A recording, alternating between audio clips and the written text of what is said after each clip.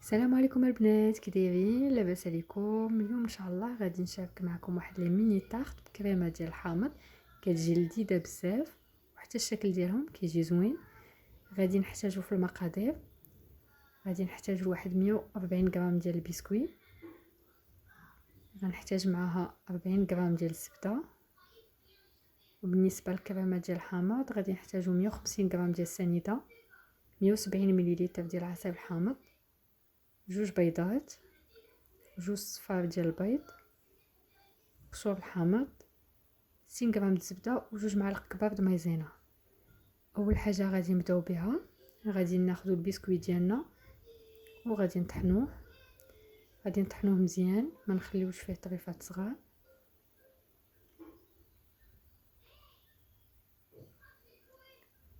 من بعد غناخذوه نديروه في واحد الزلافه ونضيفوا عليه الزبده اللي ذوبنا 40 غرام، وغادي نخلطوه مزيان حتى يتشرب لينا هذيك الزبده كامله.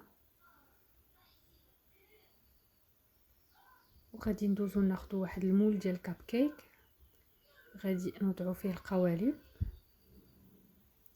وغادي نبداو نحطو واحد المعلقه تقريبا كبيره مع مراش ديال البسكويت.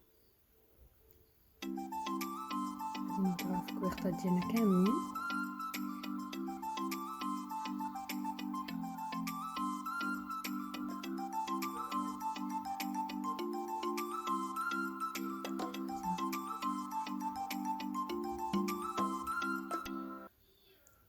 انا ما استعملش البسكويت كامل، اللي بقى لينا غادي نوضعوه في الثلاجه حتى نستعملوه مره اخرى. انا خديت هنا واحد الكاس وضعت فيه واحد الكويغط من هذوك الكويغطات اللي حطينا، وبديت كنضغط به على البسكويت مزيان بهذا الشكل. الا طلع لينا شويه البسكويت في الجناب غادي نهبطوه بالمعلقه ونعاودو نضغطو عليه. نضغطوه مزيان البنات. غنستمر في هذه العمليه حتى نكمل وندخلهم الثلاجه يبردوا. من بعد غادي ندوز نحضر الكريمه ديال الحامض ديالنا. كاسرونه غادي نوضعوا المايزينا ونزيدو عليها السنيده، نضيف عليها قشور ديال جوج حامضات انا هنا درت، وغادي نضيف نصف الكميه ديال عصير الحامض. غنحركهم مزيان حتى يندمجوا لينا مع بعضياتهم، وغنحاول الا كاينين شي كويرات نحيدهم.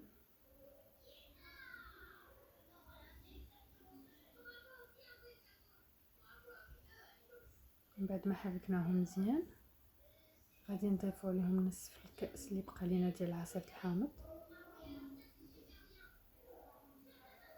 غنحرك مزيان وغادي نضيف البيض ديالنا. هنا عندي جوج حبات ديال البيض كاملين مع جوج صفار ديال البيض. هنا كميه ديال البيض البنات راه ما تخافوش منها، راه ما تجيش باينه نهائيا، ما كتجيش الكريمه ديالنا زفراء او فيها مذاق البيض، لا، داك الحامض كيغلب على البيض وما تيبقاش لينا باين. غادي نستمر بالتحريك على هذا الشكل حتى يندمجوا مع بعضياتهم، وغادي نوضعها فوق النار. من بعد ما حطينا فوق النار غادي نبقاو نحركوا فيها حتى تبدا تقال وتعقد لينا. ملي غتعقد لينا غادي نحيدوها من فوق البوطه وغادي نضيفوا لها 60 غرام ديال الزبده ونحركوهم مزيان حتى يندمجوا مع بعضياتهم. من بعد غادي ناخذ واحد الصفايه رقيقه وغادي نوضعوا فيها الكريمه ديالنا ونصفيوها مزيان باش حتى الا كانوا لينا شي كويرات نحيدو حتى دوك القشور ديال الحامض اللي درنا. غادي نحصلوا على هذا الشكل. ها هو القوام اللي حصلنا عليه. الكريمه راه كتجي بهذا الشكل. ان شاء الله غادي نخدموا بها بزاف في الوصفات. انا هنا خديت جيب حلواني وضعت فيه الكريمه ديالي،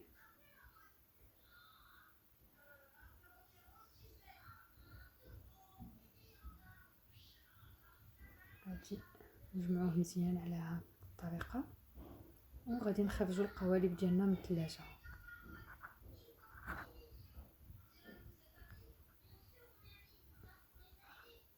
غادي نبداو نوضعوا في الكريمه فوق طبقه ديال البسكويت. غنبداو من الجوانب هما الاولين نحاولوا ما نديروش طبقه غليظه ديال لا كريم.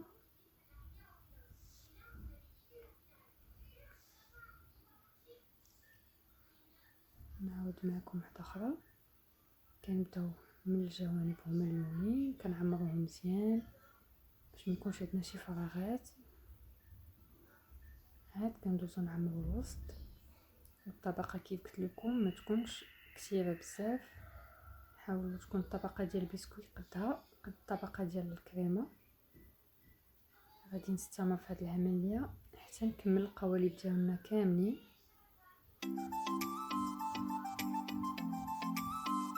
هاد الكميه ديال الكريمه دارت ليا تقريبا 12 وحده صغيره، عطاتني 12 حبه. كنكمل الكريمه ديالنا على هذا الشكل، ومن بعد غناخذ واحد المعلقه صغيره وغادي نحاولوا نقادو الوجه بهذه الطريقه.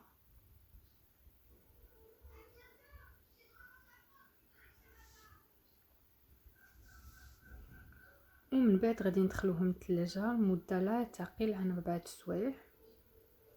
هما البنات من بعد ما خرجوا لينا مشات ليا سميتهم كنعتذر منكم. بعد ما مشاو لينا لي طاخت الميني طاخت ديالنا،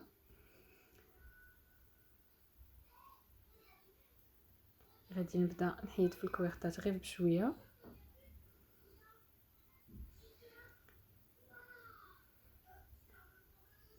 دغيا تيتحيدوا. هانتوما شوفوا الشكل كيفاش كيجي، كتجي طبقات قد قد. غادي نعاود نحيد معكم وحده اخرى. راه بسهوله تيتحيدوا لينا البنات. الا ما كنتوش مزروبين بهم خليوهم مده طويله اكثر من 4 سوايع. قد ما بقاو قد ما كتجمع لينا هذيك الكريمه وكتجي زوينه في الشكل. غادي نستمر في هذه العمليه حتى نحيد الكويرطات ديالنا كاملين وندوزو نزينوهم مع بعضياتنا. هاهما البنات لي ميني طارت ديالنا من بعد ما قديناهم. انا هنا دهنت لهم الوجه ديالهم بواحد شويه ديال لاباج، وخديت واحد العريش ديال النعناع، خديت منه الوريقات الصغار ديالو ووضعت فيهم برومبواز وواحد الطريف ديال الحامض. تزيين تيبقى اختياري، زينوا باللي عندكم واللي تشهيتو نتوما. هاهما البنات كيف كيجيو. كنتمنى الفيديو ديال اليوم يكون نال الاعجاب ديالكم، وكنشكركم على المتابعه. واللي باقي ما تابوناش معنا يتابونا معنا في لاشين ديالنا باش نكبروا العائله. وما تنساونيش من التعاليق الزوينه ديالكم وجيم وبارطاجيو مع العائله والاحباب. وشكرا، والى فيديو اخر ان شاء الله.